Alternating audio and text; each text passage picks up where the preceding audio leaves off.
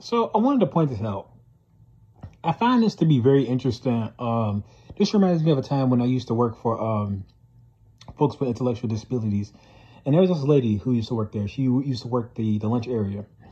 And she's a black woman, right? So, and she was very, in my opinion, standoffish, but that was something I was too used to seeing among black women.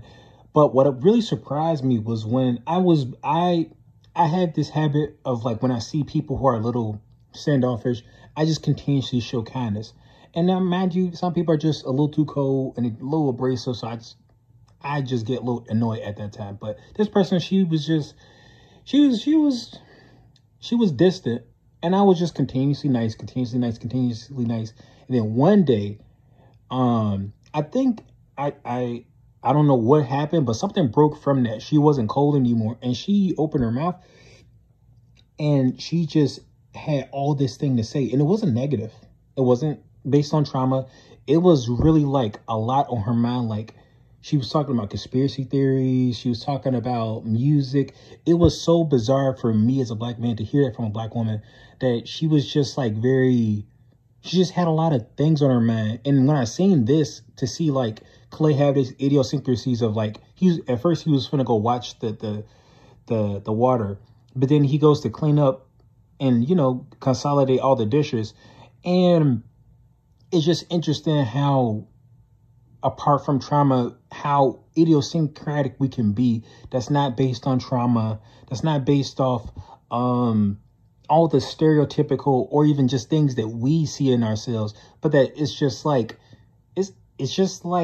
it's interesting. And I'm not even saying that to be like, this is code for bad, but I mean, like, no, it's seriously interesting. Like, the fact that he just found it to be interesting, like, to just clean up his plate and consolidate all the stuff together. Like, at first he was gonna watch the water, then he did this. It's just like, sometimes stereotypes kind of bind us, and we believe them, that we should be this tough, unthinking thing. And sometimes it's just like, it's okay to be yourself. It's okay to be more than just whatever people or society or even your own community perceives you to be.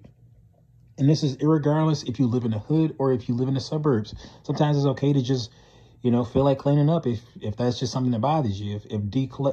If clutter bothers you, it's okay to do that. You know, sometimes it's okay to be a thinker, to be a philosopher, to be a speaker, a talker, whatever. You don't have to adhere to what society or your community tells you to be. If you be yourself and you be the best person of yourself and you find a way to monetize that, you'll be golden. Because at least, and this isn't just, I mean, I am making it monetary, but I'm like, not just monetary, but I do believe that once you be your best self, you can spread that to other areas to make you more successful. But yeah, this moment just really made me think, like, yo, in the future, man, where the racism and the bigotry and all that other negative stuff is just, once it's gone, you just see a lot more of just black people being people, you know. They're not being whatever, you know, they're just being people, and they doing stuff that's maybe culturally distinct, but just as idiosyncratic as the next person. So, yeah.